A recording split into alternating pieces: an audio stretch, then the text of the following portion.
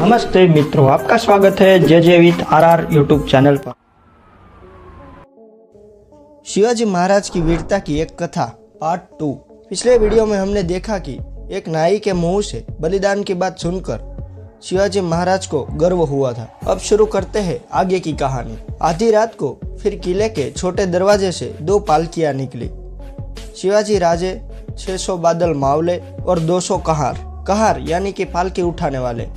इतने कहार इसलिए क्योंकि एक टोली थक जाए तो कहारों की दूसरी टोली उसकी जगह ले ले। एक पालकी में शिवाजी महाराज के भेष में शिवा नाई को बिठा दिया गया और एक पालकी में राजे खुद बैठ गए। दोनों पालकियां अलग अलग रास्ते से जा रही थी। राजे की पालकी आसानी से दुश्मन की चौकी पार कर गई थी। तभी पहरेदार सिपाहियों का ध्यान गया और आवाज हुई, होशियार। यह आवाज सुनते ही अब तक धीमे चलो, आहिस्ते चलो कहने वाले बाजी प्रभु ने आदेश दिया कि तेज चलो और पूरी टोली भाग चली। सिद्दी जोहर अपने डेरे पर सोया हुआ था। उसे शिवाजी की भाग जाने की खबर सुनाई गई। सिद्दी की नींद पूरी तरह उड़ गई और अब उसका गुस्सा देखने लायक था। सिद्दी अपने लोगों पर चिल्लाता है और शिवाजी महाराज को पकड़ने के लिए टुकड़ियां भेजता है। तभी उसे खुशखबरी मिलती है कि शिवाजी पकड़ा गया। सिद्दी जोर से हंसने लगता है। थोड़ी ही देर में शाही चाल चलते हुए शिवाजी आते हैं। ये और कोई नहीं बल्कि शिवाजी महाराज की तरह दिखने वाला शिवा नाई ही था। उन्हें देखकर लगता ही नहीं था कि वे दुश्मन के खेमे में खड़े हैं। सिद्दी जोहर ने पूछा, क्यों राजे, भाग रहे थे क्या? राजे बोले, हाँ सोचा तो यही था। सिद्दी बोला, तो बात नहीं बनी? राजे बोले, बनी होती तो यह आपके सामने तो न खड़ा होता। सिद्दी बोला, भाग तो आप पाए नहीं, फिर भी जाते तो कहाँ जाते? राजे बोले, हमारे धर्म ग्रंथ कहते हैं कि कर्म कर, फल की चिंता न कर। किले से निकलना तो था ही, अब आपके सामने हो। मौका लगा होता तो विशालगढ़ पहुंच जाता, वहां आप कुछ न कर पाते। राजे को निश्चिंत बात करते हुए देखकर फजल खान को गुस्सा आ गया। वह बोला, इस शिवा के बच्चे ने हमें कैसे कैसे दिन दिखाए और आप इससे इतनी तहजीब से पेश आ रहे। सल्तनत का दुश्मन है ये, इसकी गर्दन अभी उड़ा दी जानी चाहिए। सिद्दी बोला, खबरदार, राजे सल्तनत के दुश्मन होते हुए भी छोटे मोटे सरदार नहीं बल्कि एक राजा है। इनका फैसला सुल्तान खुद करेंगे। तभी एक जासूस हड़बड़ाता हुआ आया और सिद्दी जोहर के कान में कुछ बोल गया। उसकी बात सुनते ही सिद्दी शिवाजी से बोला, कौन हो तुम?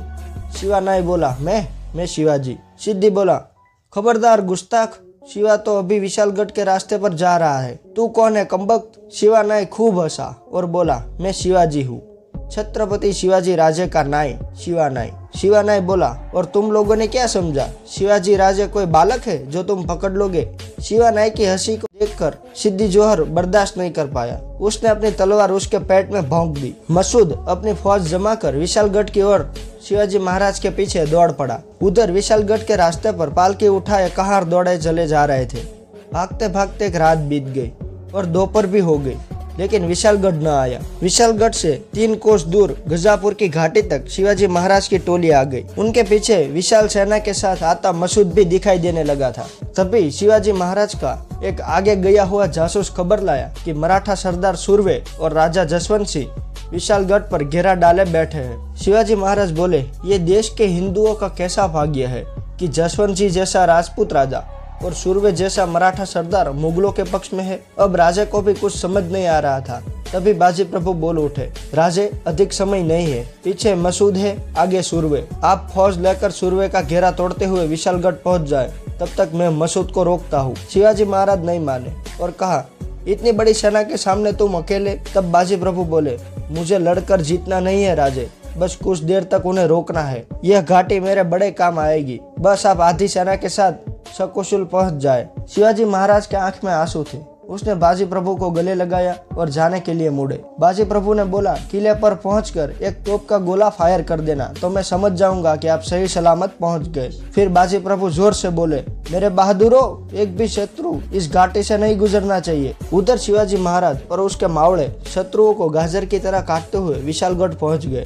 नगाड़े बज उठे। शिवाजी महाराज ने तुरंत तोप का गोला फायर करने का आदेश दिया और घायल सैनिकों की मरहम पट्टी का आदेश दिया। शिवाजी महाराज खुद किले की सबसे ऊपर मंजिल पर खड़े होकर गजापुर की घाटी की ओर देखने लगे। देखते देखते रात हो गई। शिवाजी महाराज मायूस होकर नीचे आए। तभी किलेदार भागता हुआ आया। उसके पीछे एक घायल सैनिक लाया जा रहा था।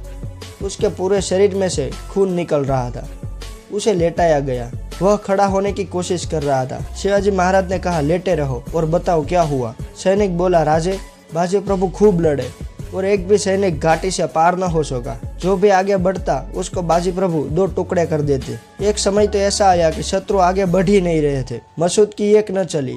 आखिर में उसने बंदूक मंगवाई और बाजी प्रभु को छलनी कर दिया। बाजी प्रभु गिर गए। उसकी जगह हम सब मराठे लड़ रहे थे। 2 पल में बाजी प्रभु ने आंख खोली और पूछा, क्या तोप की आवाज सुनाई दी? हमने बताया कि नहीं। तो वो तुरंत उसी अवस्था में खड़े हो गए और बोलने लगे, राजे गढ़ तक नहीं पहुंचे हैं तो बाजी प्रभु कैसे मर सकता है। वे फिर से भाला लेकर शत्रुओं के सामने खड़े रहे। उसने डजन भर शत्रुओं को काट गिराए। राजे तभी तोप की आवाज सुनाई दी और बाजी प्रभु तुरंत ही गिर पड़े। इतना बोलकर उस सैनिक ने भी अपने आंखें बंद कर ली। शिवाजी महाराज उस सैनिक के सीने पर गिर पड़े। अगर आपको भी महान योद्धा बाजी प्रभु देशपांडे के बलिदान पर गर्व है तो कमेंट में हर हर महादेव जरूर लिखें। ऐसी ही जानकारी के लिए हमारे साथ जुड़े रहे। धन्यवाद।